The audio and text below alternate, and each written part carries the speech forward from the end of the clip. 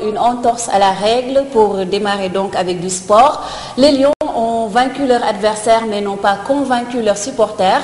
Face aux joueurs kenyans ce dimanche, les poulains d'Amara Traoré se sont contentés d'un seul but pour leur deuxième match de préparation. Une petite victoire qui ne rassure guère à quelques jours de leur premier match de la Coupe d'Afrique des Nations contre la Zambie. Compte rendu du match avec Babou Ndour et Mamadou Ndiaye. Service minimum, c'est ce qu'a assuré l'équipe nationale du Sénégal face à celle du Kenya. Les Lions ont timidement entamé la première mi-temps, ce qui permet aux Harambee Stars de bénéficier d'une confiance en procédant par des contres qui ont failli être souvent fatals pour les coéquipiers de Kader Mangane. Ils détiennent le monopole du ballon et assiègent la défense sénégalaise, sans trop inquiéter Kader Mangane et Bayal Sall, qui ont beaucoup souffert tout comme Armand Traoré et Lamine Sané. Les Lions vont se créer leur première occasion de but à la 24e minute, sur un coup franc rapidement joué. Mamadou Niang voit son tir repoussé par le gardien Batoro Joël. Papis Demba Cissé remet ça à la 26e minute, mais l'attaquant de Fribourg rate l'occasion d'ouvrir le score. Il récidive à la 32e minute, mais cette fois-ci, il voit son ballon stoppé net par le gardien kényan. Les Harambee Stars réagissent à deux reprises, aux 34e et 36e minutes par Edwin Mwamba, mais Bouna Koundoul était là pour sauver les meubles. Les protégés d'Amara Traoré vont rejoindre les vestiaires, sans rassurer le nombreux public qui a fait le déplacement. Des huées fusent des gradins pour protester contre le jeu des Lions. À la reprise, Amara Traoré tourne son effectif, comme lors du match de jeudi. Les Lions se montrent plus engagés et déroulent le jeu.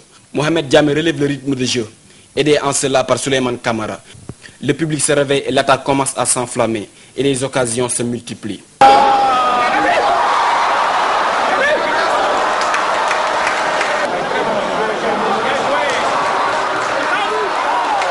Papis Demba Cissé ne retrouve pas ses sensations de buteur, mais le deuxième meilleur buteur de l'élite allemande en 2011 sera récompensé à la 62e minute. Sur une action similaire de Souleymane Kamara, il ouvre le score en 2 temps, mais ne jubile pas.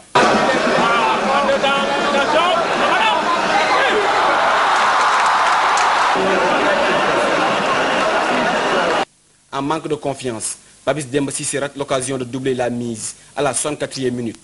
Amara Traoré, qui a sans doute compris que son poulain était perturbé, l'appelle pour l'encourager. Pour rappel, ce match était le dernier face-à-face avec les supporters, un match qui a installé le doute chez les fans des Lions du Sénégal.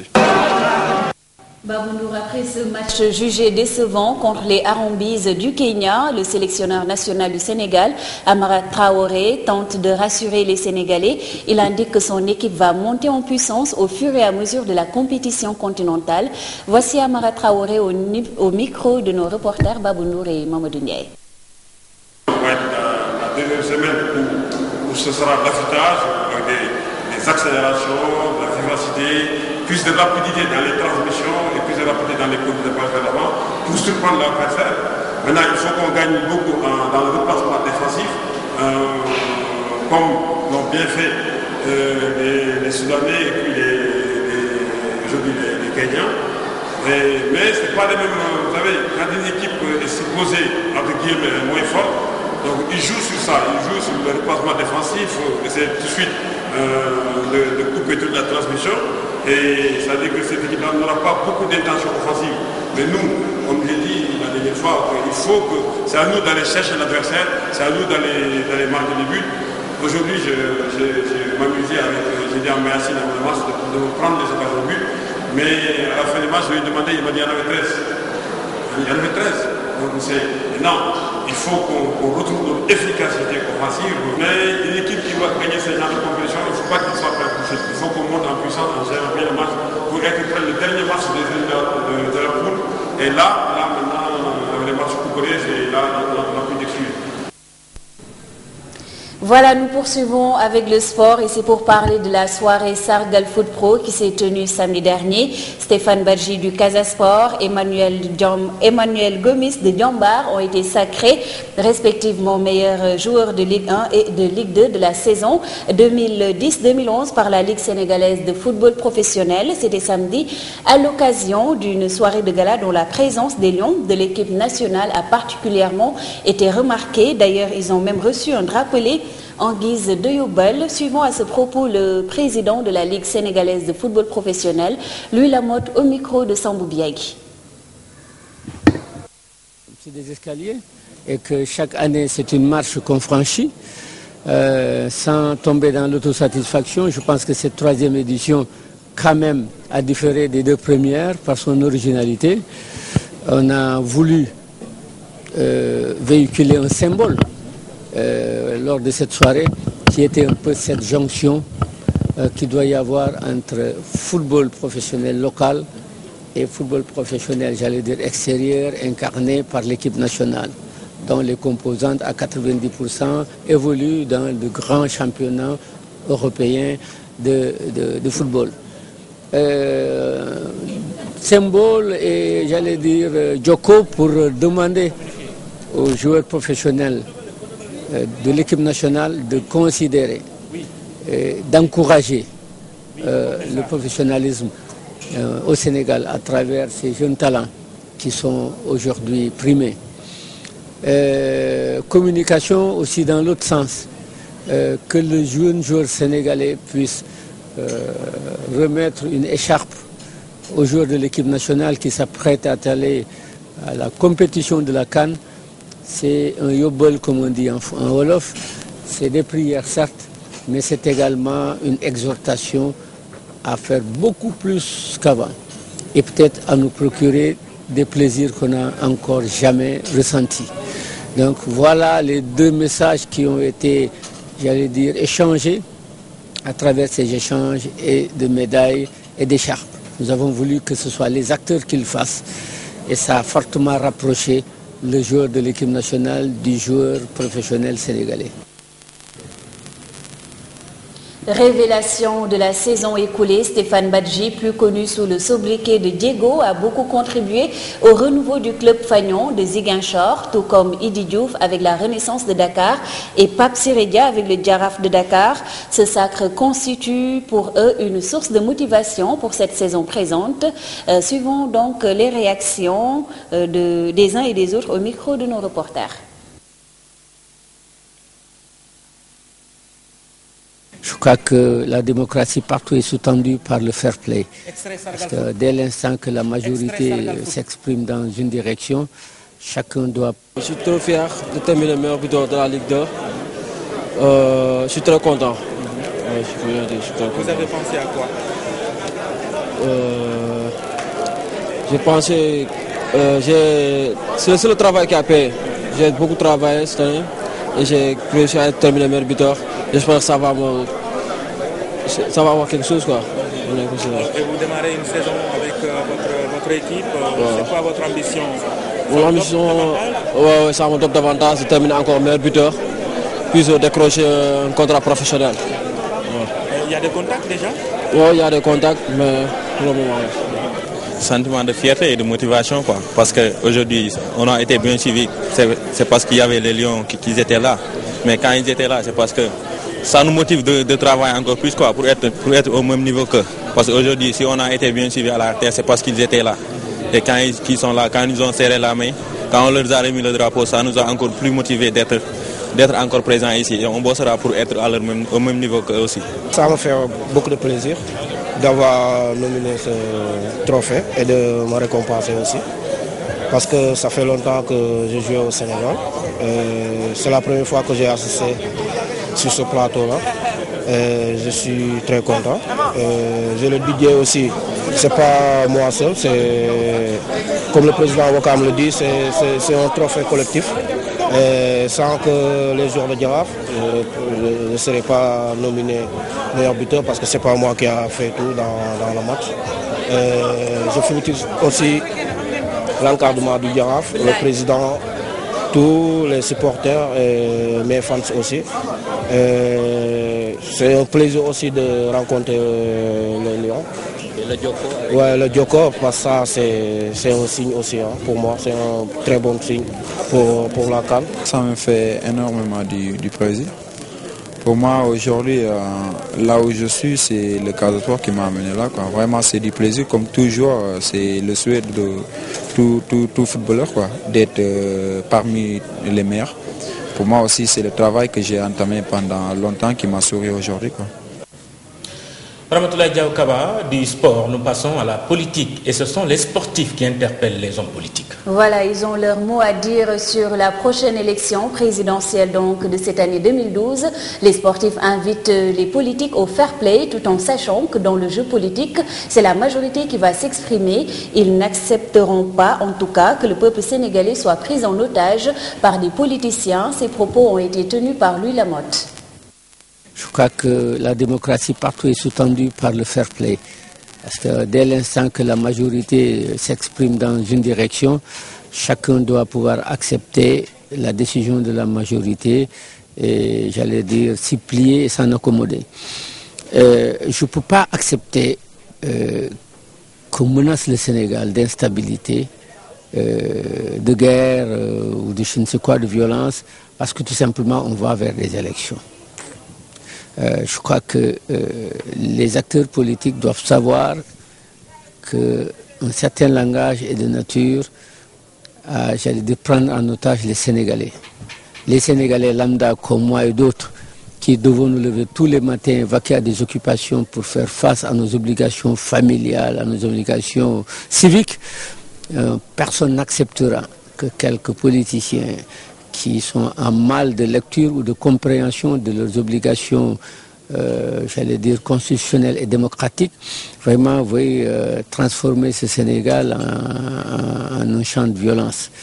J'en appelle à la lucidité de tout le monde et j'en appelle surtout aux concitoyens sénégalais qui ne sont pas des acteurs politiques directs, de dire clairement aux politiciens qu'ils peuvent faire de la politique, qu'ils peuvent faire des élections, mais que surtout qu'ils nous préservent de toute perturbation qui soit de nature à nous léser. Du sport, de la politique, nous passons à la culture. Aujourd'hui, nous sommes le 16 janvier 2012.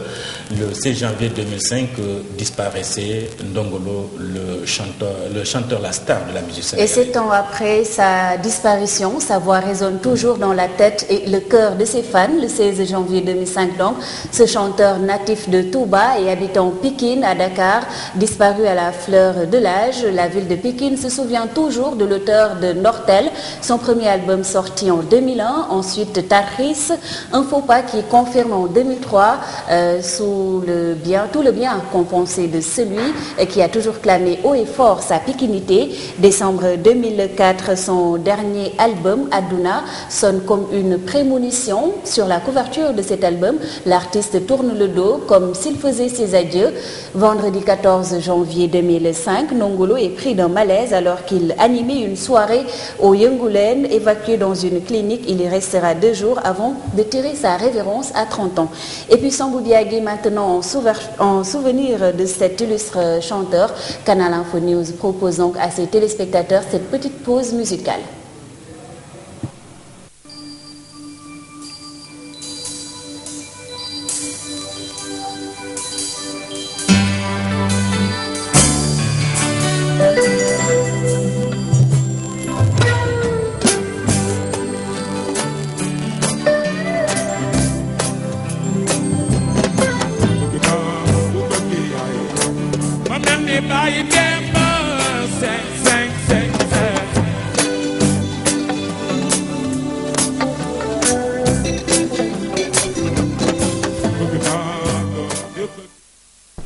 Voilà, Ndongolo dont on célèbre ce lundi l'anniversaire de sa disparition. Après la culture, nous parlons de littérature. Le premier numéro de la revue sénégalaise du développement local, de la décentralisation et de la bonne gouvernance, Le Roux, a été lancé ce week-end. La parution de cette revue pluridisciplinaire scientifique met fin à l'absence de la ressource documentaire locale. C'est un compte-rendu signé Birama Kamara qui a parcouru cette revue pour nous. L'Euro, qui signifie en langue polaire la lune, est le nouvel outil de vulgarisation de la politique de développement local, de la décentralisation et des collectivités locales face à l'absence de la ressource documentaire consacrée à cette problématique. Une initiative du ministre de la décentralisation et des collectivités locales, le docteur Alioune Sow. Je voulais régler 2 choses en même temps, c'est-à-dire créer un cadre, un support d'archivage de la production scientifique dans le secteur de la décentralisation, mais aussi un support utile pour les chercheurs dans le cadre de leur vie académique, mais surtout un rapprochement scientifique entre les pouvoirs publics et les universités. Je vais rendre compte de chef de l'État à qui nous avons déjà transmis un exemplaire de ces revues, mais nous avons créé les conditions de pérennisation de ces revues pour que ce ne soit pas une revue mornée ou bien une revue dépendant de convictions circonstancielles d'un ministre. L'apparition de cette revue pluridisciplinaire scientifique apparaît ainsi comme un chantier inédit. Il s'agit d'un élan tout nouveau, mais aussi un prétexte pour débattre des questions de provincialisation au Sénégal.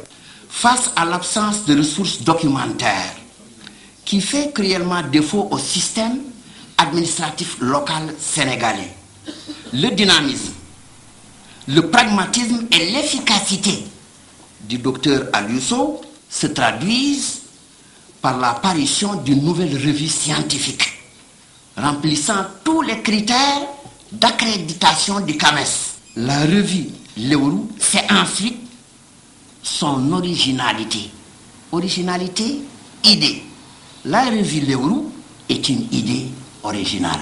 Ainsi donc, la revue Lewru se veut une vocation scientifique dans la science de l'administration locale.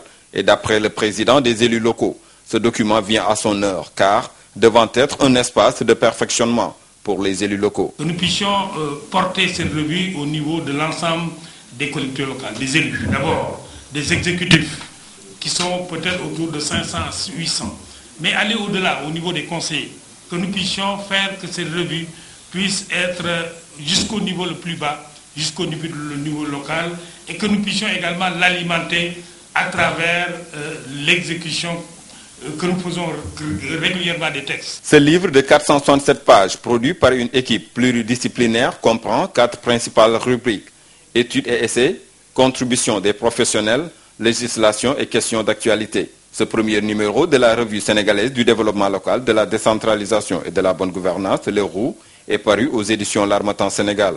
Un premier numéro que d'autres vont certainement suivre, car cette belle œuvre est un élan nouveau qui suscite d'être soutenu dans sa pérennisation. Nous quittons le Sénégal pour nous rendre au Nigeria pour parler donc de cette décision qui a quelque peu calmé les ardeurs des manifestants au Nigeria. Le président Goodluck Jonathan a annoncé ce lundi une baisse du prix de l'essence pour tenter de stopper une grève générale. Les syndicats, de leur côté, ont annoncé la suspension des rassemblements et des manifestations, mais la décision du président ne semble pas les satisfaire. Ils annoncent donc la reprise de la grève générale. S'exprimant ce lundi sur la chaîne nationale, Goodluck Jonathan a accepté de rétablir la subvention sur le carburant, mais à un niveau moindre que par le passé.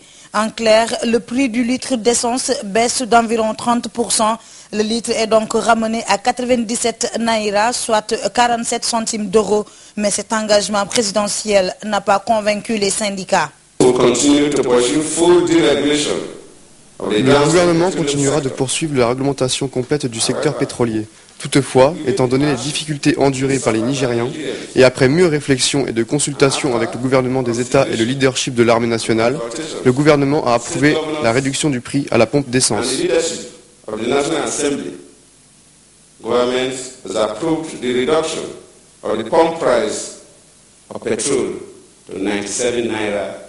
Une troisième rencontre gouvernement-syndicat s'est tenue dimanche soir jusque tard dans la nuit et aucun accord n'a été conclu.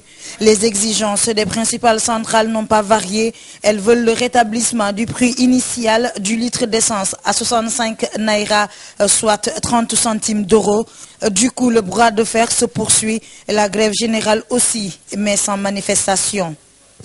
Les syndicats ont annoncé le mot d'ordre dimanche soir. La raison invoquée est surtout sécuritaire. Au cours de la rencontre avec le pouvoir à Abuja, la capitale fédérale, le président aurait indiqué avoir de graves informations en matière de sécurité, indiquant que des éléments extérieurs au mouvement syndical pourraient tenter de dévoyer la grève. Est-ce que la consigne syndicale sera suivie? Rien n'est moins sûr. Les populations semblent déterminées à obtenir gain de cause. Et ce matin, le leader d'un puissant mouvement de la société civile Occupy Nigeria a appelé la population à se rassembler comme la semaine dernière dans le quartier populaire de Jota à Lagos. Et pour compléter cette information, sachez que l'armée nigériane a utilisé des véhicules blindés pour disperser ce lundi à Lagos des manifestants insatisfaits d'une première concession du président Goodluck Jonathan pour faire cesser la grève générale. Les hommages de la nation bissau-guinéenne au président Malam Bakay Sagna, décédé le 9 janvier en France à l'âge de 64 ans. Il a été inhumé dimanche après-midi à Bissau à l'issue d'obsèques solennelles en présence des chefs d'État du Sénégal et du Cap-Vert. Hors du continent africain, le Premier ministre pakistanais Youssouf Raza Gilani a été sommé ce lundi par la Cour suprême de comparaître. La Cour lui reproche de ne pas avoir ouvert, comme elle l'avait ordonné il y a 2 ans, des procédures judiciaires pour corruption visant notamment le très impopulaire président Asif Ali Zardari. La juridiction suprême a accusé le Premier ministre Youssouf Raza Gilani d'outrage à la Cour pour n'avoir pas respecté ses arrêts et l'a convoqué pour une audience jeudi. En décembre 2009, la Cour suprême avait annulé un décret d'amnistie de 2007, exonérant notamment le futur président Asif Ali Zardari de poursuites pour corruption, en particulier dans une affaire de détournement de fonds publics sur des comptes en banque en Suisse. Mais le gouvernement n'a jamais fait appliquer cette décision de justice. La Cour suprême a retenu un outrage à la Cour contre le Premier ministre pour n'avoir pas fait appliquer ses arrêts, a déclaré le juge Nassir Oul-Moulk lors d'une audience à la haute juridiction. Un geste d'apaisement ou de la simple poudre aux yeux des manifestants ou de la communauté internationale, en tout cas le président syrien Bachar al-Assad a promulgué dimanche une amnistie générale pour les personnes impliquées dans la révolte qui secoue le pays depuis 10 mois. Ce geste suscite toutefois donc beaucoup de scepticisme sur la crédibilité de ce geste.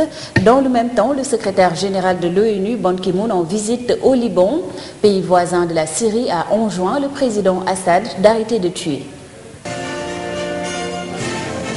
Le président syrien Bachar al-Assad a promulgué dimanche une amnistie générale pour les personnes impliquées dans la révolte qui secoue le pays depuis 10 mois. Suscitant le scepticisme sur la crédibilité de ce geste, le secrétaire général de l'ONU, Ban Ki-moon, en visite au Liban, pays voisin de la Syrie, a enjoint le président Assad d'arrêter de tuer son peuple. Après 10 mois de violence ininterrompue en Syrie où la répression a fait plus de 5000 morts depuis le 15 mars, selon une estimation de l'ONU début décembre, le président a annoncé une 3e amnistie après celle du 31 mai et du 21 juin en faveur des personnes détenues en lien avec le soulèvement. Cette amnistie concerne essentiellement des infractions à des lois sur les manifestations pacifiques, le port d'armes ou la désertion de l'armée. Les lois sont décrétées mais ne sont pas appliquées selon Rami Abdelrahman, chef de l'Observatoire syrien des droits de l'homme. Il ajoute que l'organisation basée en Grande-Bretagne dispose de preuves que plusieurs personnes qui devaient bénéficier de ces mesures sont toujours en détention. Dans un communiqué, les frères musulmans syriens ont également jugé que cette nouvelle annonce n'était ni crédible ni sérieuse de la part du régime qui tente de rendre crédible son projet illusoire de réconciliation et de dialogue national. Selon les frères musulmans, quelques 60 000 personnes au total ont été arrêtées depuis le début de la contestation. Ces dernières semaines, les autorités syriennes ont annoncé la libération de plusieurs milliers de détenus impliqués dans les événements mais n'ayant pas de sang sur les mains. De l'économie avant de clore cette édition en français, l'agence de notation Moody's a maintenu ce lundi le triple A de la France, la meilleure note possible, et prolonge son examen de la perspective actuellement stable dans un rapport publié sur son site consacré au pays. La décision de Moody's qui s'était donnée à la mi-octobre 3 mois pour évaluer la perspective de la note de la France tranche avec celle de Standard & Poor's qui a privé la France du triple A, la reléguant à AA+. Et puis, en Russie, l'agence de notation financière Fitch a révisé ce lundi la perspective de la note souveraine de la Russie à stable contre positive auparavant en raison de la montée de l'incertitude politique alors que le pouvoir russe est confronté à une vague de contestation sans précédent. Nous allons à présent donc clore cette édition en français et Sambou Biagui va prendre les commandes pour l'édition en Wolof. À tout de suite.